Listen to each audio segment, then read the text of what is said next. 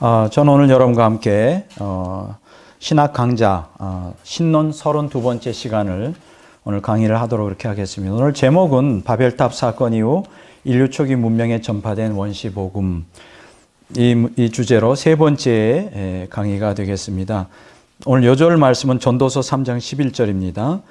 전도서 3장 11절 제가 읽도록 그렇게 하겠습니다. 하나님이 모든 것을 지으시되 때를 따라 아름답게 하셨고 또 사람들에게는 영원을 사모하는 마음을 주셨느니라. 그러나 하나님이 그 하시는 일의 시종을 사람으로 측량할 수 없게 하셨도다. 아멘. 우리 본문 말씀에 보면 하나님께서 사람들에게 영원을 사모하는 마음을 주셨다. 이 주제가 되겠습니다. 사람은 누구나 다 영원을 사모합니다. 왜냐하면 인간은 하나님의 형상대로 지음받았고 또 영적인 존재이기 때문에 이런 다른 동물과 다른 점이 있다면 다른 동물들은 어떤 영혼에 대한 사모함이 없어요, 사실. 왜 그럴까요? 다른 짐승들이나 다른 동물들은 영혼이 없어요. 혼적인 존재이지 영적인 존재가 아니에요. 그래서 다른 동물들은 이 지상에서의 삶으로 다 끝납니다. 그러나 인간은 하나님께서 영적인 존재로 만들었기 때문에 영혼을 사모하는 마음이 그 마음이 있어요. 그 영원히 살고 싶은. 근데 단지 여기서 우리가 기억하셔야 될 것은 시간적인 측면에서의 영원만이 아닙니다. 어떤 그 영원한 존재이신 하나님과 영적으로 하나 되고 싶어 하는. 이게 참 그 인간은 정말 이게 어마어마한 특권 같아요. 그렇죠? 피조물인 인간이 그렇잖아요. 우리 인간을 판단해 볼 때 어떤 각도로 인간학에 대해서 해석하느냐에 따라 전혀 다를 수 있는데, 예를 들어서 뭐 인간은 물질적인 측면으로만 해석한다면 뭐 인간이 유한한 뭐 다른 짐승과 다를 게 별로 없죠. 그저 자기 욕구를 따라 그저 이 땅에 살다가 한 줌의 흙으로 돌아가는. 만약 그런 그 유물론적인 측면으로 인간을 바라본다면 참 인간이 다른 짐승과 다를 게 하나도 없어요. 그런데 이제 인간이 다른 짐승, 다른 피조물과 전혀 전적으로 다른 것은 바로 육체를 갖고 있지만 또 육체적인 본성을 갖고 있지만 인간에게는 영혼이 있다는 거잖아요. 그리고 하나님께서 그 인간 영혼에 영혼을 사모하는 마음을 주셨잖아요. 그래서 인간은 그 자기를 초탈하고 싶어 하고 그 다음에 영혼을 사모하는 마음이 있어요. 저는 이게 참 인간의 그 가치에서 가장 중요한 요소다, 이렇게 저는 생각을 합니다. 영원한 것을 갈망하죠. 그래서 사람들은 죽음으로써 끝나는 거를 견뎌야 하지 못해요. 그러니까 사실 인간이 가장 두려워하는 게 뭐냐면 사실 죽음 자체가 아닙니다. 여러분, 인간이 가장 두려워하는 것은 죽음을 통하여 영원한 존재로서의 그 갈망이 좌절된다는 데 사실은 두려움을 갖고 있는 거예요. 이게 굉장히 좀 우리가 철학적이고 또 종교적인 측면에서 우리가 다룰 수 있는 문제지만 어쨌든 그 인간이 영혼을 사모한다는 그것 굉장히 중요하다, 이렇게 생각합니다. 인간의 가치를 가장 바르게 평가하는. 우리가 예수님 믿는 것도 사실은 영혼을 갈망하기 때문 아닌가요? 그렇죠? 영원한 존재이신 하나님 자신이신 예수님을 믿음으로 우리도 거기에 참여하는 것. 근데 사실 오늘 영혼을 사모하는 마음이라는 이 주제는 사실 제가 이제 오늘 여러분과 제가 오늘 나누고자 하는 근대의 발견의 원시복음에 대한 거기에 나오는 하나의 주제예요. 그래서 오늘 제가 이 본문 말씀을 택하게 되었습니다. 그동안 했었던 말씀을 좀 정리하면요, 이제 계속 우리가 원시복음이라고 하는 제목으로 이제 강의를 하고 있잖아요. 사실 이러한 주제를 제 기억으로도 신학교에서도 한 번도 배워본 적이 없어요. 아마 여러분들도 그럴 거요. 아마 지금 기존 교회에서 이런 교회에서는 더더욱 이런 그 신학적인 복잡한 것을 설교로 다룰 수가 없고, 또 특별한 것은 우리가 신학교에서조차 이 주제를 다루는 신학교가 없어요. 과거에도 없었고 내가 생각할 때는 앞으로도 쉽지는 않겠다 하는 생각이 듭니다. 왜냐하면 제가 잘 알잖아요. 제가 신학을 오랜 세월 동안 배워왔기 때문에 저는 신학교에서 이것을 배워본 적이 없기 때문에. 그러나 오늘 제가 여러분과 함께 다루는 이러한 주제들은 너무나 중요한, 가장 우리의 종교학에 있어서 혹은 복음에 있어서 가장 기초를 이루는 이러한 중요한 주제들입니다. 이제 그걸 지금 이 시간에 우리가 신학 강좌라는 과정을 통해서 우리가 배우고 있는데, 바로 원시복음이죠. 좀 브리핑을 좀 하면요. 자, 우리는 원시복음이 이제 창세기 3장 15절에 처음 나오잖아요. 그럼 왜 창세기 3장 15절에 원시복음이 나올까요? 인간이 타락하자마자 즉시로 복음이 주어집니다. 그러니까 인간은 타락으로 인하여 복음 없이 단 한순간도 인류가 노출된 적이 없어요. 이게 바로 하나님의 은혜죠. 그래서 복음이 이제 우리에게 주어졌는데, 왜 그럼 여기서 원시복음이냐? 예수 그리스도가 전파하기 이전의 복음을 원시복음, 그냥 원초적인, 가장 기본적인, 본질적인 복음이다. 그래서 원시복음이라 그러는데요. 좀 정리를 하면 원시복음을 누가 받아서 전파합니까? 제일 먼저는 아담이 이제 원시복음을 받죠.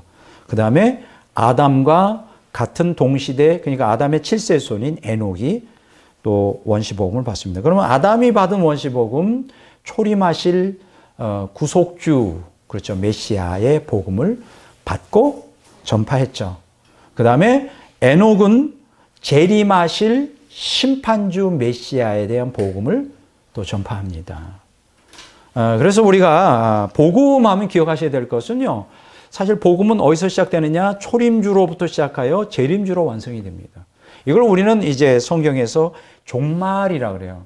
그러니까 우리가 종말하면 이제 사실은 우리가 대부분의 종말론에서는 종말의 끝, 그러니까 구속사가 완성되는 종말의 끝만을 종말이라는데, 사실은 성경에서 가르치는 종말이라는 것은 예수님의 초림으로부터 시작하여 예수님의 재림으로 완성되는 그 긴 기간의 모든 구속사의 과정이 다 종말에 속하는 것입니다. 그래서 우리가 복음도 예수님의 초림만 생각하면 안 되고요.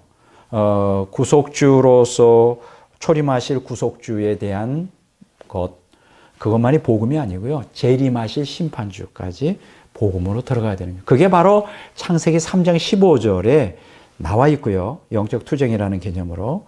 그리고 그것이 이제 에녹을 통하여 재림하실 심판주에 의하여 완성이 됩니다.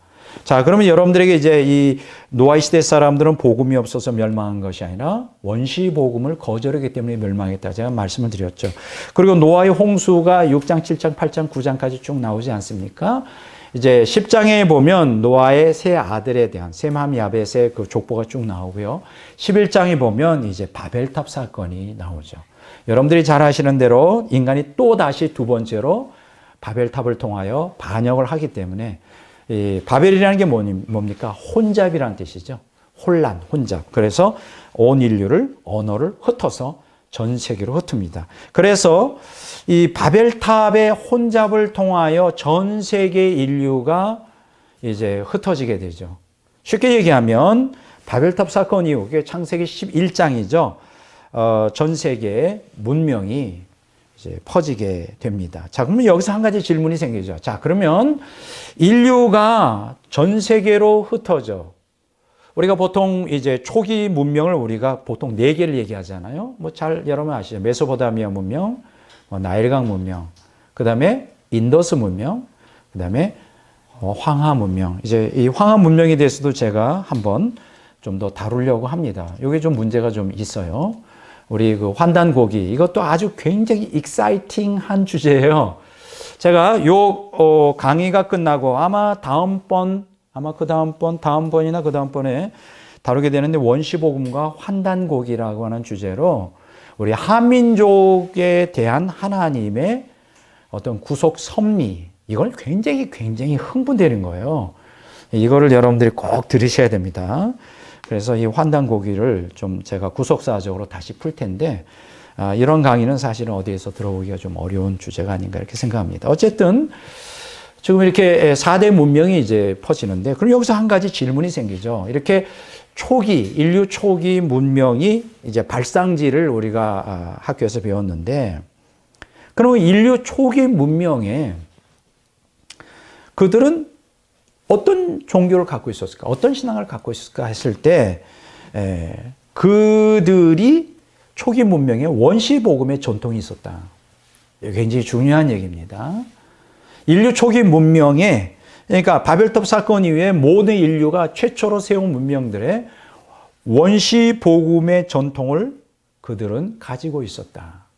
이제 그 예로서 제가 무엇을 가르쳤죠? 지난번에 그 중국, 고대 중국에서 발견되는 원시 복음에 대해서 두 가지라고 말씀드리면 혹시 기억나시나요? 하나는 한자의 뭐죠? 발명이죠. 한자. 여러분 기억하십시오. 한자는 우리 중국 사람이 발명한 거라고 생각하잖아요. 아니에요. 동이족의 문자입니다. 우리 동이족은 한민족의 조상이에요. 그러니까 엄밀한 의미에서 보면 한자도 사실은 한민족이 창조했고, 근데 그게 너무 이제 심오하고 깊다 보니까 세종대왕께서 좀 쉽게, 그래서 한글이 만들어진 거예요. 제가 굉장히 역설적이고도 지난번에 한번 그 얘기를 했나요? 조금 좀 화가 나는 게 뭐냐면, 저희 때, 우리 중고등학교 때, 이제 우리 사실 박정희 대통령이 참 좋은 일 많이 했는데, 한 가지 몇 가지 좀 문제가 됐었던 게 뭐냐면, 한문을 다 폐지해버렸어요. 기억나십니까? 가로치기를 다 해버렸어. 그리고 한글을 다 만들었는데, 이거는 정말 치명적인 실수였어요. 왜냐하면 한문과 한자는 서로 뗄래야 뗄 수 없는 밀접한 관계가 있습니다. 근데 한자 공부 없이 한글을, 근데 참 그것도 제가 이해가 안 되는 게, 우리 한글 학회의 그 기라성 같은 학자들이 있잖아요. 그들이 그걸 앞장서서 한문을 폐지하는데, 그러니까 순수한 한글로만 그 피해가 저도 엄청 받았습니다. 저희는 초등학교 때부터 한문을 배웠거든요. 초등학교 때 배웠습니다. 근데 어느 날 갑자기 중학교 2학년 때가 3학년 갑자기 없어져 버렸어요. 고등학교 1학년, 2학년 때. 그것도 다시 부활하잖아요.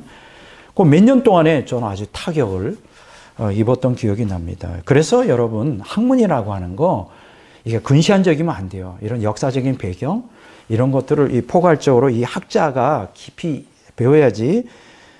정말 이 무식하지도 않은 이 유식한 학자들이 이 무식한 행동을 하는 거 보면 정말 어처구니 없는 일들을 하게 됩니다. 어쨌든 이제 제가 환단고기에 대해서 제가 강의를 할 날이 올 텐데, 꼭 그때 잘 들으셔서 이 마지막 시대에 하나님이 우리 한민족에게 주신 이 사명이 뭔지, 이걸 꼭 여러분들이 좀 들으시기를 바랍니다. 오늘 거기에 대해서는 제가 얘기를 안 합니다. 이제 오늘 제가 드리려고 하는 건, 먼저 지난번에는 이제 고대 중국에서 발견된 원시복음, 하나는 한자의 발명에, 또 두 번째는 뭐라 그랬죠? 국경제사라는 거. 이거 굉장히 중요합니다. 국경제사.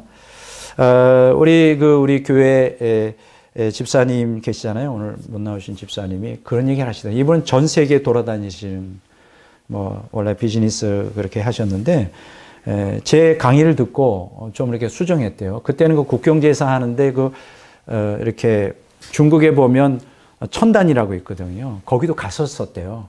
그래서 이분이 생각하기를, 여기 미신을 숭배하는 곳이구나. 하도 유명하니까. 근데 제 강의 듣고 그게 아니라 인격적인 하나님을 섬기는 그런 곳이었다는 거예요. 여러분 보세요. 이렇게 공부한다는 게 얼마나 중요한 건지. 아는 것과 모르는 것은 이렇게 엄청난 차이가 있는 것입니다. 그래서 제가 두 가지를 말씀드렸습니다. 중국의 첫째는 한자 발명, 두 번째는 국경 제사를 통하여 고대 중국은 인격적인 하나님을 믿고 있었다. 근데 재밌는 게 뭔지 알아요? 공자 시대에, 여러분 중국에 여러분들이 잘 아시는 대로 이제 유교가 이제 들어오기 시작하잖아요. BC 한 5세기 전으로 될 거예요. 그 다음에 유교, 도교가 이제 발생하고, 한참 뒤에 인도에 있었던 것이 이제 중국으로 이제 들어오잖아요. BC 한 67년경인가 이거 중국으로 들어옵니다. 그래서 이러한 이교적인 종교들이 그 중국을 점령하면서 이 원시 복음의 전통이 다 사라져 버리게 돼요. 이건 정말 안타까운 일이에요. 그래서 오늘날 그 공자의 책에 보면 그 샹띠, 상제라고 하는 개념이 있어요. 그러니까 상제, 우리 한국말로 말하면 상제고, 발음은 이제 샹띠인데, 이게 바로 인격적 하나님을 얘기하는데, 그들은 그 사서 삼경에도 그 샹띠가 많이 나오는데, 그냥 그 어떤 그 관념론적인 신이라고 착각하는 경우가 있어요. 그러니까 보세요. 모든 것은 신학적으로 구속자적으로 해석해야 답이 나오는 거예요. 이거를 이제 환단고기에 대해서도 마찬가지죠. 많은 그 주변의 학자들이 환단고기를 연구하는데 신학자가 그걸 구속사적으로 해석하지 않으면 풀어지지 않는 것입니다. 그러니까 신학자가 나서야 돼. 그러니까 이 모든 학문, 그게 과학이든 철학이든 역사든 그게 그 어떤 무엇이라도 신학자가 정확한 답을 줄 수가 있어요. 우리는 하나님을 알기 때문에, 구속사의 모든 걸 알기 때문에 신학자가 아니고 다른 학자들이 할 때는 궁극적인 답을 주지를 못합니다. 그래서 신학자라고 하는 것은 그냥 성경만 연구하는 사람이 아니라 모든 학문에 답을 주는 그런 굉장히 중요한 위치에 있어요. 근데 대부분의 신학자들이 이런 거 안 하죠. 일단은 귀찮고 공부 안 하니까. 공부 안 합니다. 공부 안 하면 무식해지는 거예요. 박사라도 무식해져요. 공부 열심히 해야 됩니다. 자, 오늘 여러분들하고 함께 이제 지난번에 중국에 대해서 얘기했으면 이번에는 그 근대에 발견된 원시 복음에 대해서 제가 말씀을 드리려고 합니다. 여기서 말하는 근대라고 하는 거는 뭐 19세기, 20세기에 고대로부터 여러분, 지금 여러분들이 상식적으로 생각할 때 이제 우리 문명이라는 것이 계속 이제 발전되어 오잖아요. 그러면 고대, 예를 들어서 지금으로부터 2000년, 3000년, 4000년까지 거슬러 올라가는 고대 문명을 가장 잘 보존하고 있는 사람들이 누구일 것 같아요? 여러분, 오늘날 그 전 세계, 미국이든 뭐 대한민국도 그렇지만은 이게 서로가 이 교류를 하기 때문에 문화와 문명이 끊임없이 발전해요. 지금 물질 문명이 발달하기 때문에 과거의 그 우리 소중한 조상들의 그 전통, 문화 문명의 전통을 유지하기가 굉장히 어렵습니다. 다 잊어버려요. 근데 가장 잘 유지할 수 있는 데가 어딜까요? 바로 그 원주민들. 그러니까 문화 문명이, 오늘날 현대 문화 문명이 차단되어 있는 원주민들은, 이들은 발전이 없어요, 거의. 그러니까 뭐 지금부터 1000년, 최소한도 그들이 지금 가지고 있는 문화 문명의 수준은 1000년, 2000년, 3000년 전까지 거슬러 올라가요. 거의 어떤 그 변화가 없어요. 그래서 우리가 그들 문화, 그러니까 원시 문화죠. 그러니까 그들 그 부족들, 원시 부족들 아직도 있죠. 뭐 아프리카의 뭐 정글 속에도 있을 것 같고, 뭐 동남아시아에도 있습니다. 지금 동남아시아에도 지금 정글 속에는 그 정부의 통제가 미치지 못하는 원시 부족이 있어요. 특히 뭐 아마존 지역 같은데 뭐 좀 어떨 것 같아요, 여러분? 식인종이 없을 것 같아요. 지금도 있습니다. 식인종, 식인종도 있어요. 그래서 이런 원시 부족들이 아직도 있는데 그들의 그 전통, 전해 내려오는 그러한 전통을 공부해 보면 거기서 원시 복음의 전통을 발견할 수가 있어요. 이건 참 놀라운 것입니다. 이걸 통해 우리가 뭘 깨닫죠? 바벨탑 사건 이후에 전 세계로 인간이 흩어질 때 원시 복음의 전통을 가지고 갔구나라는 것을 이해하게 됩니다. 자, 오늘 저는 이 짧은 시간에 이제 두 부족만을 제가 여러분들에게 좀 소개해 드리려고 그래요. 수없이 많은 부족이 있는데요. 특히 제가 이것을 오늘 강의하는 데 있어서 참고한 아주 중요한 책이 한 권이 있는데 그게 뭐냐면 제목이 뭔지 알아요? 영혼을 사모하는 마음이에요. 그래서 제가 오늘 그 성경을 얘기했는데 그 책에 보면 원시 부족들이 그들이 수천 년 동안 가지고 오는 그 문화 문명의 전통이 있어요. 깜짝 놀라는 것은 그 책의 핵심이 뭐냐? 거기에서 뭘 발견한다? 원시 복음의 흔적을 발견할 수가 있었다. 굉장히 놀라운 것입니다. 자, 돈 리차드슨이라는 분이 쓴 책이에요. 영혼을 사모하는 마음. 지금 이제 품절이 다 돼서 구할 수가 없는데 거기 읽어보면 뭐 고대 중국사는만이 아니라 모든 고대인들이 인격적 유일신 하나님을 믿고 있었다. 이걸 우리가 여기서 이제 알게 됩니다. 그래서 선교사들이 이제 사실 선교사들이 이제 근대하면 19세기, 20세기 이제 현대인데 뭐 주로 우리가 19세기 근대 선교는 주로 어디 선교죠? 대상이 아프리카, 그다음에 아시아, 그리고 요 근래는 이제 주로 중남미에도 많이 이제 들어가는데 뭐 동남아시아. 근데 이들이 처음에 선교사들이 어떤 생각을 갖고 있냐? 우리가 오지에 들어가면, 정말 오지에 들어가면 거기는 문명화되지 않은 원시 부족들이 살고 있는데 이들은 전혀 복음을 모를 것이다 라고 선입관을 가지고 들어간다고 합니다. 대부분 다 그렇게 생각해요. 우리가 저들을 구원해야 된다. 그렇죠. 우리가 선교학의 기본이 뭡니까? 저들은 무지하고 복음에 대해 무지하고 영적 어둠이 있기 때문에 빨리 마귀에 사로잡혀 있기 때문에 우리가 빨리 가서 예수님의 복음을 전해야 된다. 그러지 않으면 다 멸망한다. 그런데 그게 아니라는 것을 발견해야 됩니다. 굉장히 놀라운 거예요. 제가 이제 신학교 다닐 때 미시오 데이라고 하는 그 라틴어로 된 이게 뭐예요? 하나님 선교 어디 들어보셨죠? 예, 이런 단어를 많이 하나님 선교, 미시오 데이, 하나님 선교 이게 무슨 뜻이죠? 하나님 선교라는 게 뭐냐면 선교사가 그 원시 부족에게 복음을 전하기 전에 이미 하나님은 거기 계시다는 거예요. 근데 그때는 제가 미시오데이, 이거 뭐 자유주의 신학자들이 주로 많이 사용하는 단어인데 그게 좀 제가 어필이 안 됐었어요. 뭐 학자들이 그렇게 얘기하니까 그런가 보다. 미시오데이. 하나님은 이미 복음이 증거되기 전에 이미 원시 복음, 그러니까 복음을 증거되 이미 하나님은 거기에서 그들에게 역사하고 있다. 이미 선교가 이루어지고 있다. 근데 지금 제가 오늘 강의하는 내용이 바로 미시오 데이의 그 내용을 얘기하는 거예요. 선교사들이 복음을 전하기 전에 이미 거기에 복음이 있었던 거예요. 그럼 거기서 말하는 복음이 어떤 복음일까? 원시 복음이죠. 놀랍습니다. 예.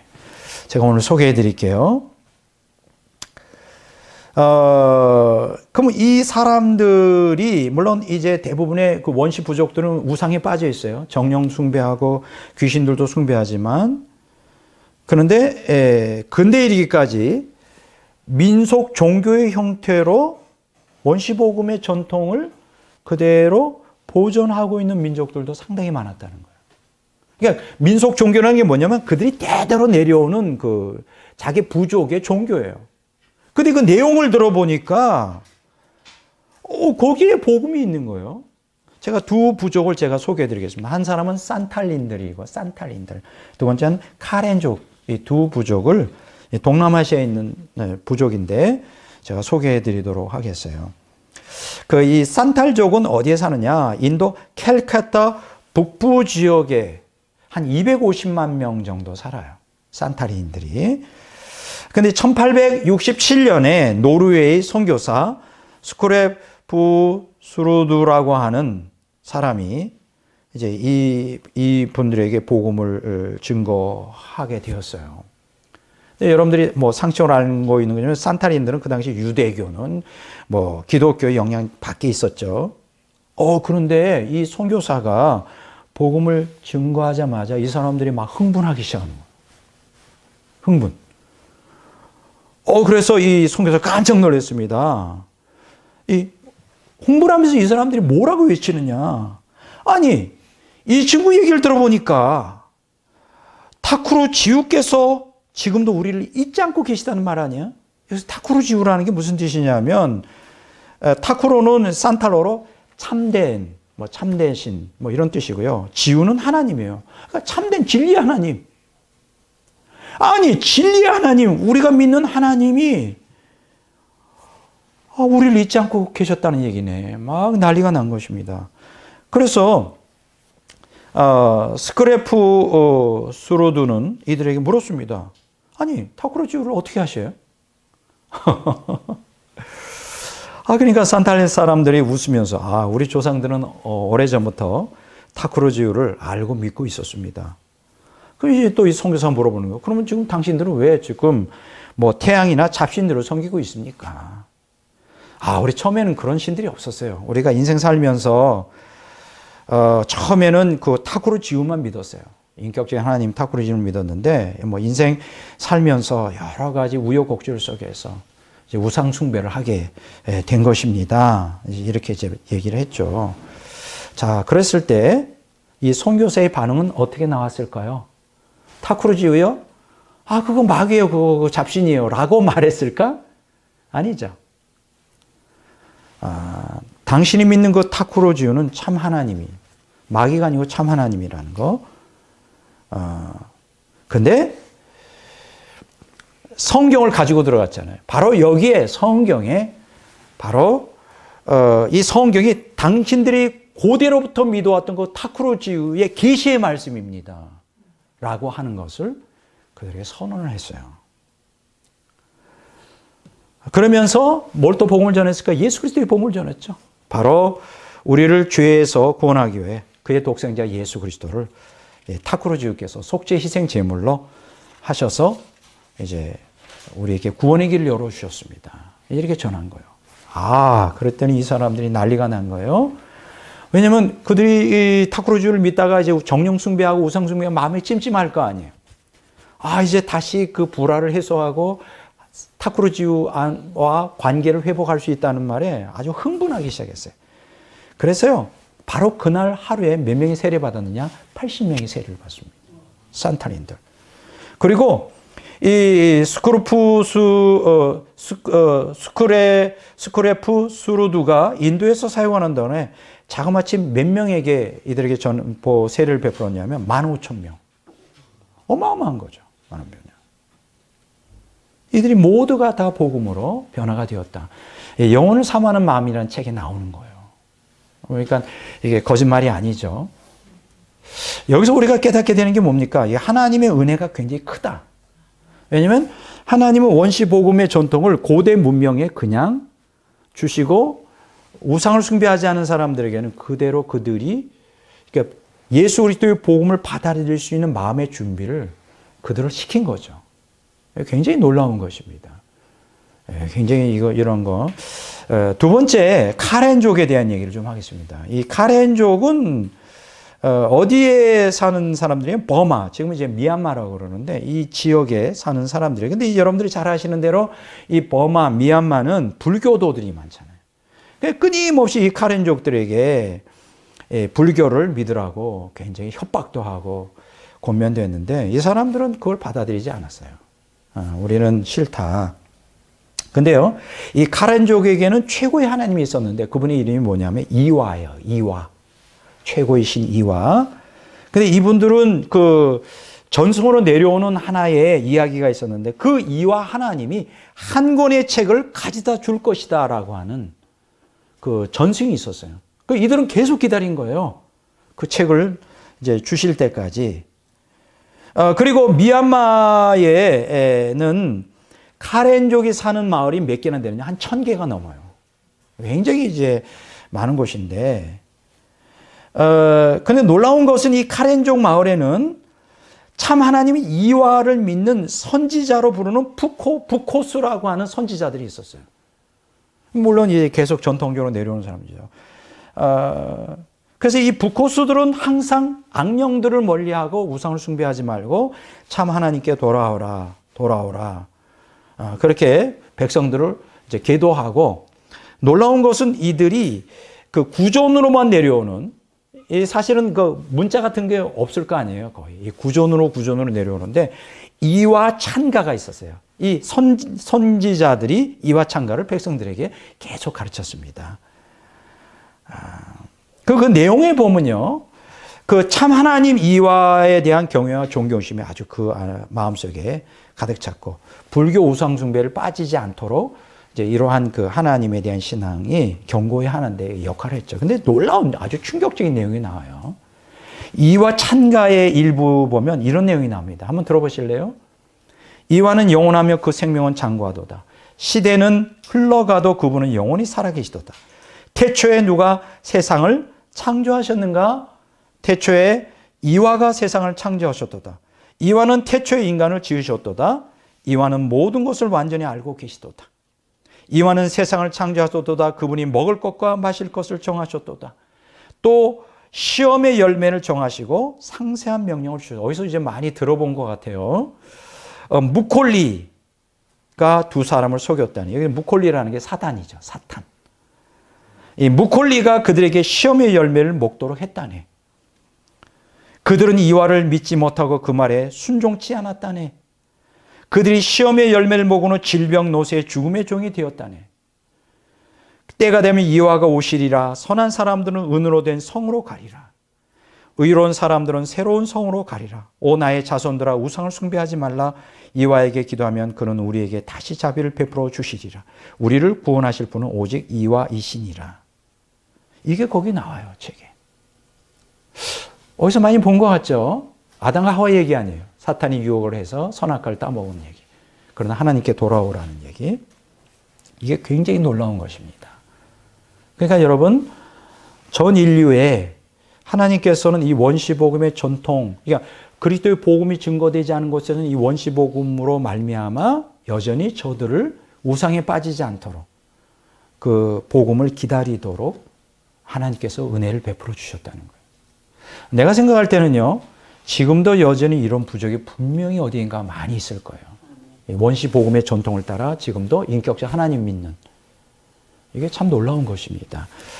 자, 이 카렌족에게요, 1817년 미국의 침례교 선교사 아도니람 저드슨이라는 분이 이제 버마 랭건 근처에 이제 상륙하게 되죠.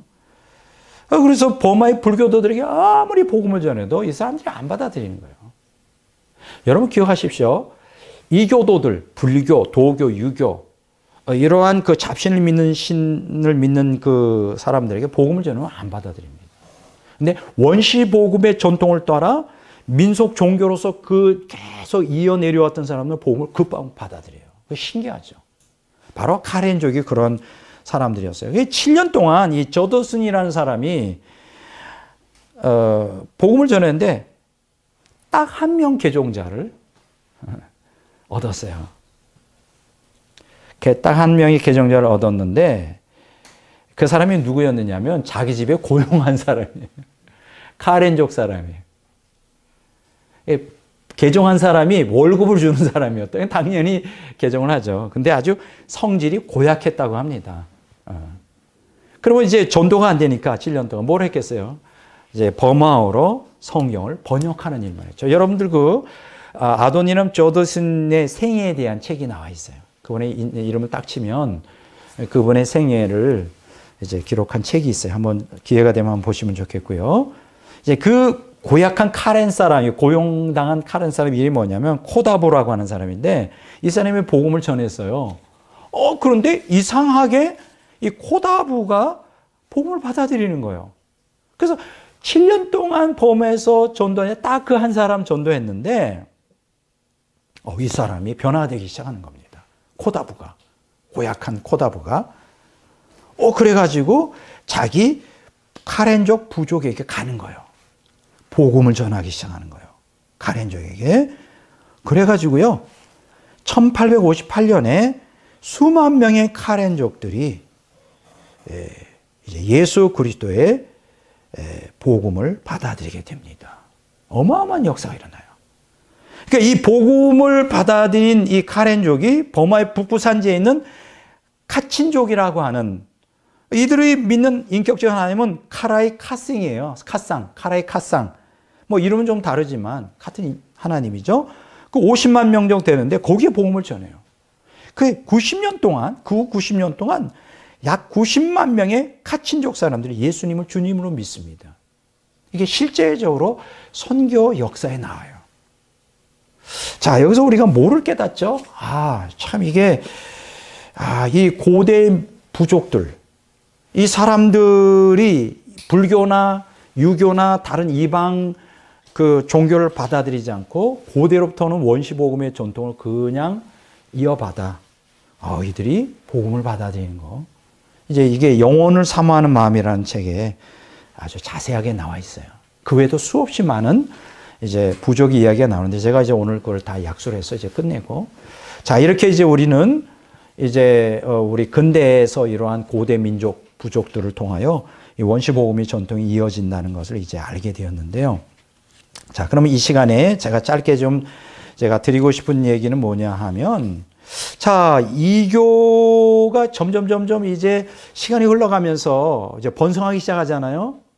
뭐 그 이교하면 이제 뭐 가장 그 대표적인 게 이제 뭐 유교, 또 불교, 뭐 도교, 그 외에도 많죠. 잡신들, 정령 숭배하는 잡신 사상들이 많은데 이것들이 이제 사람들을 점점 미혹하면서 이제 원시 복음이 왜곡되기 시작합니다. 이게 지금 심각한 문제예요. 원시 복음이 왜곡이 돼요.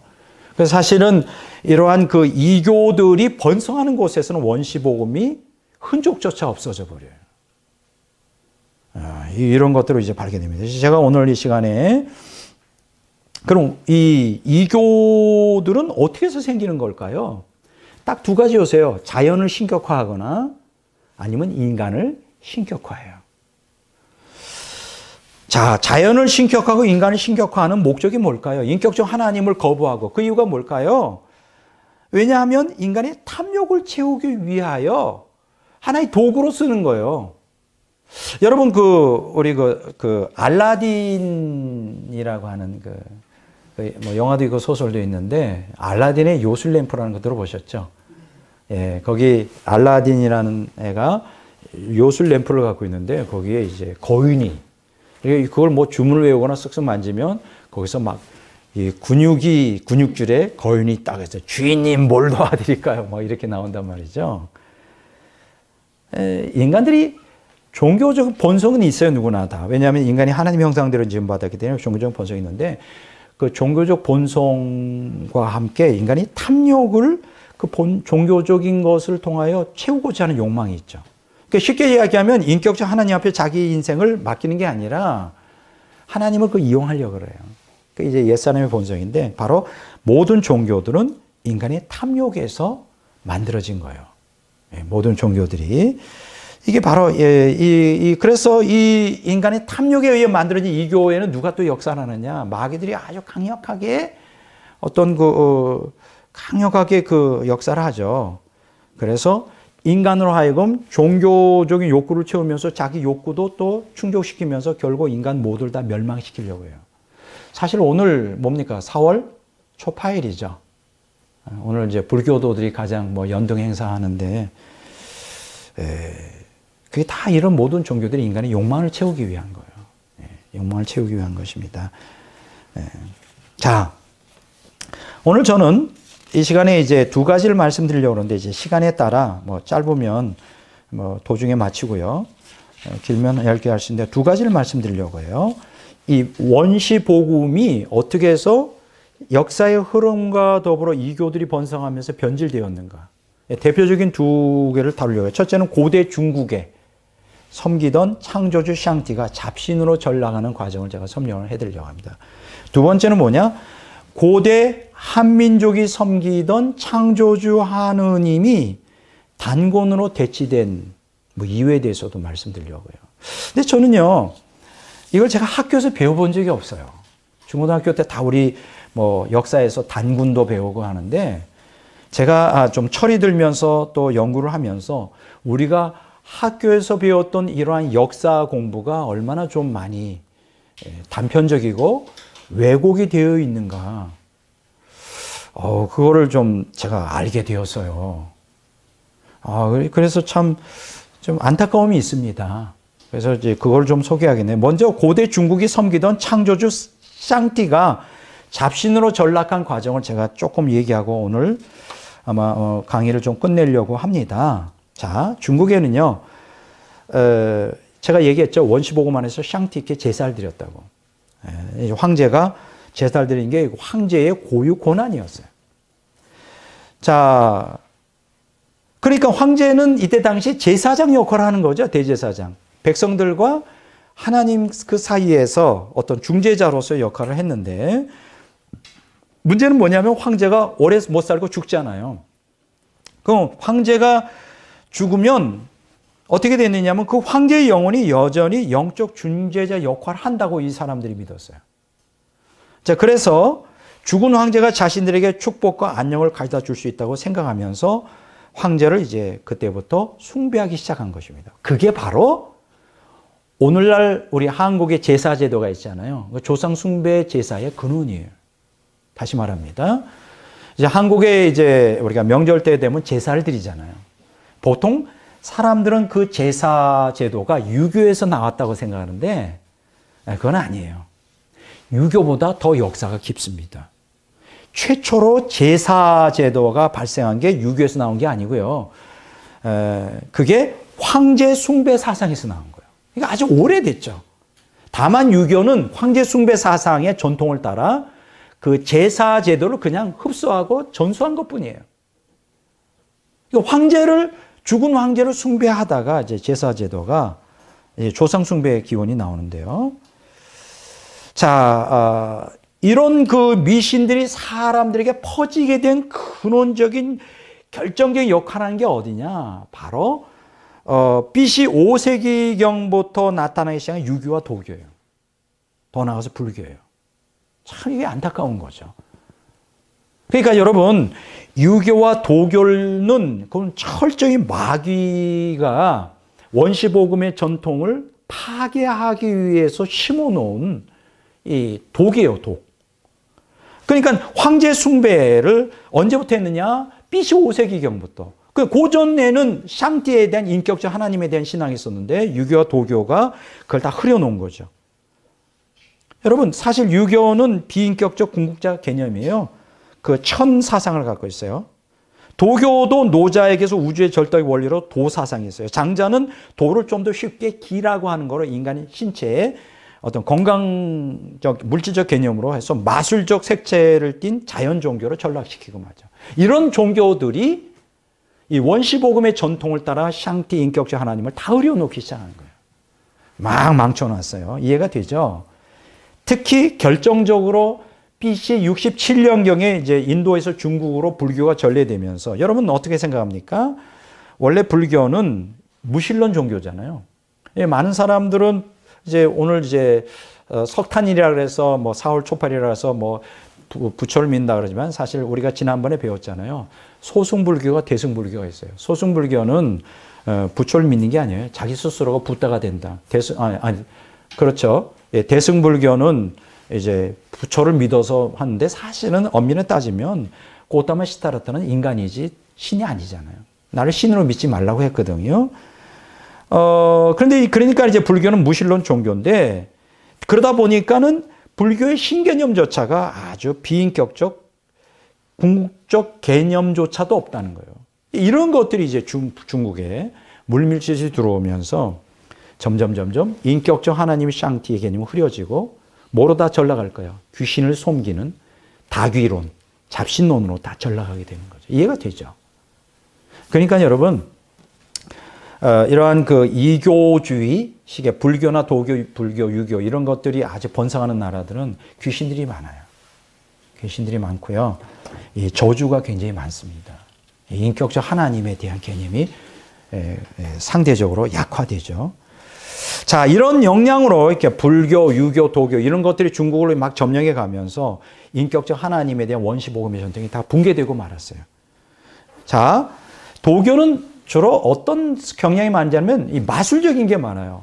마술. 여러분 보면 신선이라는 거. 여러분 신선이 뭐예요? 신선은 신도 아니고 그렇다고 인간도 아닌 것 같죠. 뭔가 좀 신비한 존재잖아요. 이 마술적인 경향이 많잖아요. 이 진시 황제가 바로 이 도교의 이 마술적인 영향을 받아가지고 그동안은 샹티께 아주 그 제대로 국경 제사를 드렸는데 이걸 변질시켜요. 그래서 제단을 추가로 더 만듭니다. 막 혼란시키죠. 백, 녹, 황적 뭐 이런 그 하늘의 통치자를 더 숭배하게 만들고요. 또 진시 황제가 죽자 진나라가 이제 49년 후에 BC 207년에 망하고 한 왕조가 들어서는데 그때 당시에 유명한 도교학자가 있었어요. 신환핑이라고 하는 사람이에요. 신환핑. 이 사람이 자기 영향력을 행사해 BC 166년에 완이라고 하는 인을 또 만듭니다. 그래서 희생자사를 드리더라고요. 보세요. 진시 황제는 백록 황적을 또 만들고 또 한 왕조가 들어서면서 유명한 도교학자 신환핑은 또 완이라는 신을 만들고 이건 샹티 하나님께만 드려야 될 제사를 막 이신 저신에게 막 드려서 막 혼란스럽게 만들어서 그것이 전통이 몇 년까지 가느냐? 그 후 1200년 동안 계속 지속됩니다. 야, 1200년 동안 중국 역사에서 이제 변질된 하나님에 대한 제사 의식이 이제 계속 지속됩니다. 자, 그런데 놀라운 일들이 벌어지죠. 명왕조에 들어서면서 제사 제도가 이게 정말 우리가 제대로 좀 신을 섬기는 거야라고 하는 것에 대한 의구심을 가지며 재검토하기 시작해요. 그래서 기원 후, 그러니까 AD 1369년 중국 역사연구학회가 결성이 되고 거기서 연구를 합니다. 그런데 거기서 놀라운 걸 발견하죠. 뭘 발견했느냐? BC 2200년부터 BC 255년까지 인격적 유일신 하나님 샹띠를 믿었다는 것들이 이제 연구를 통해서 발견이 돼요. 그리고 그 하나님께 제사를 드렸고 도교 학자들에 의해 이게 변질되었다는 것이 이제 발견이 됩니다. 야, 지금 놀랍죠? 자, 놀라워요. 그게 언제냐면요. AD 1369년이에요. 역사연구학회에서 그걸 발견합니다. 그래서 그 후부터 이러한 잘못된 하나님에 대한 개념을 다 폐지하고 오직 그 샹띠께 국경제사를 드리기 시작해요. 근데 그 전통이 언제까지 있었을까? 지난번에 한번 얘기했죠. 1911년 청나라가 멸망할 때까지. 중국의 마지막 왕조잖아요. 그렇죠? 부이라고 하는 여러분 그 마지막 황제 거기 나오잖아요. 그때까지 지속이 됩니다. 이 국경제사가. 이런 내용이 이제 제가 오늘 여러분들에게 드리고 싶은 말씀이에요. 자, 오늘 여기까지 하고 이제 다음번에는 이제 한민족에 대한 이야기를 제가 이것은 아주 중요한 내용이 될 것입니다. 환단고기와 더불어 우리 역사 또 특히 이 한민족에 나타난 원시복음의 전통은 그 어느 민족보다도 뚜렷하고요. 아마 이 강의를 들으시면 여러분들이 너무 충격을 받을지도 몰라요. 그래서 다음번 강의를 좀 기대해 보시고 오늘은 이제 제가 여기까지 이제 말씀을 드리려고 합니다. 그래서 원시복음의 전통이 이렇게 전파되었고 그리고 어떻게 이교주의에 의하여 다른 종교들에 의해 변질이 돼서 이렇게 흐려졌는가 이제 그것까지 제가 오늘 이제 말씀드렸습니다. 오늘 여기까지 강의하도록 하겠습니다.